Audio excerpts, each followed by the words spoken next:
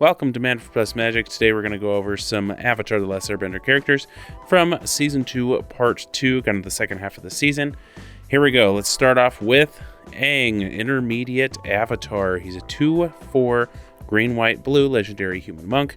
He costs 2 green, white, blue. He has flying. Aang, Intermediate Avatar, enters battle with a shield counter on it. So if it would be dealt damage or destroyed, remove a shield counter from it instead. And then you can pay 1 and tap him to put a +1/+1 counter on him. And then for as long as he's tapped, you may cast spells as though they had flash. Aang is starting to become quite the avatar. He takes lessons from Katara, Toph, and Guru Pratik throughout the season, and he's really growing into himself. His abilities here have a lot of implications.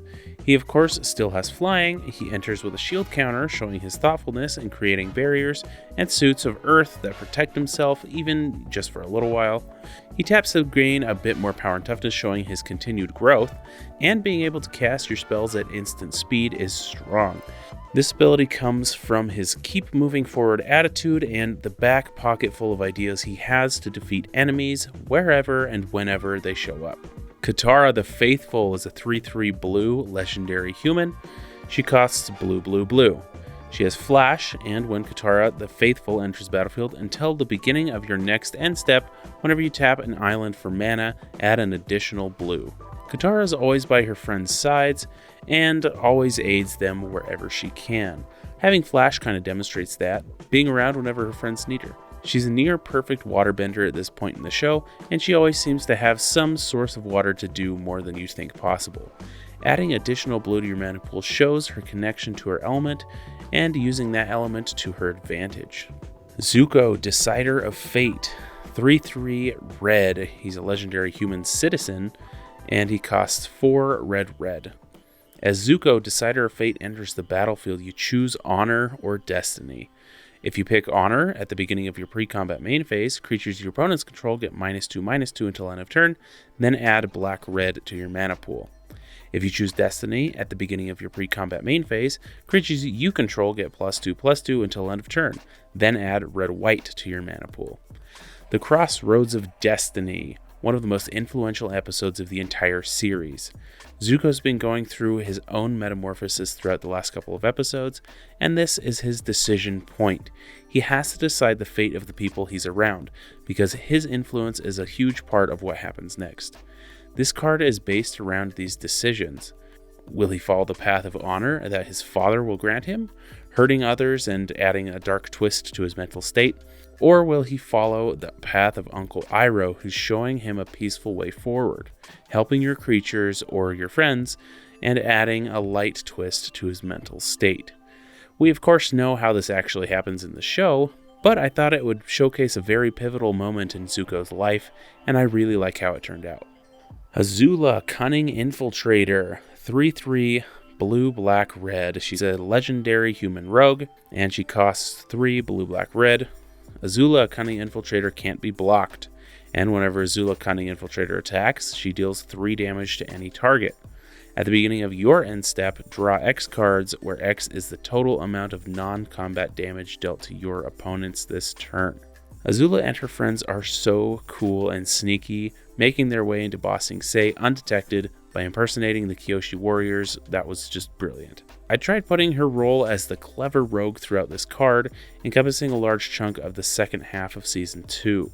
Unblockable goes well with this, as well as her lightning bolt that shocks Aang when she attacks, and the more damage she can do on the inside of the city, the better, furthering her plans through the spells in your deck. I think she's super fun. Long Feng, he's a 2/2 black, green, blue, legendary human advisor. He costs X, 1 black, green, blue. He has Dethrone, and other creatures you control have Dethrone. And when Long Feng enters the battlefield, create X tapped 1/1 black human rogue creature tokens. This one was way fun to design. It just all makes sense to me. Long Feng has been scheming for years and mostly controls the Earth Kingdom throne and its politics. He's found an equilibrium until the Avatar shows up at his front door. He'll stop at nothing to try and dethrone the king's free thinking and continue to hold the throne's power for himself. He's also in charge of the Dai Li, an organization of secret earthbenders set on helping the one with the most power. They're of course rogues working in the shadows, and the more resources that you put into Long Feng's scheme, the more Dai Li agents you'll have ready to do your bidding. Iroh betrayed Uncle. He's a 1/4 white legendary human citizen. He costs 2 white. He has flash, and when Iroh betrayed Uncle enters the battlefield, other permanents you control gain hexproof and indestructible until the beginning of your next end step. Even though he's hurt and betrayed, Iroh never loses the crucial task of protecting the Avatar. He comes in out of nowhere to protect Aang with everything he has, allowing them to escape. Only then does he let the Dai Li agents take him. Giving the creatures you're trying to protect hexproof and indestructible is pretty significant, and at the beginning of your next end step shows that you're in charge until you let everybody else take you out. This is pretty strategic in game, and I think it will allow some awesome interactions, but it also is very significant in the world of Avatar. Well, thank you once again for watching this video. I hope you enjoyed the abilities as much as I do. I sure like making these, and I sure love the suggestions I've seen. And I'll try to keep up with the show and being able to produce cards that I think are pretty fun and make sense. But yeah, don't forget to like, comment, subscribe, and ring that little bell button so you don't miss your weekly dose of magic. To support this channel, visit the TCGplayer affiliate link in the description below. And if you want to support the channel directly, visit patreon.com/ManfredPlusMagic. As a patron, you'll have access to the community Discord where you can talk with myself and other friends about all things magic. And you'll find even more benefits for each tier, starting at $1 as a copper.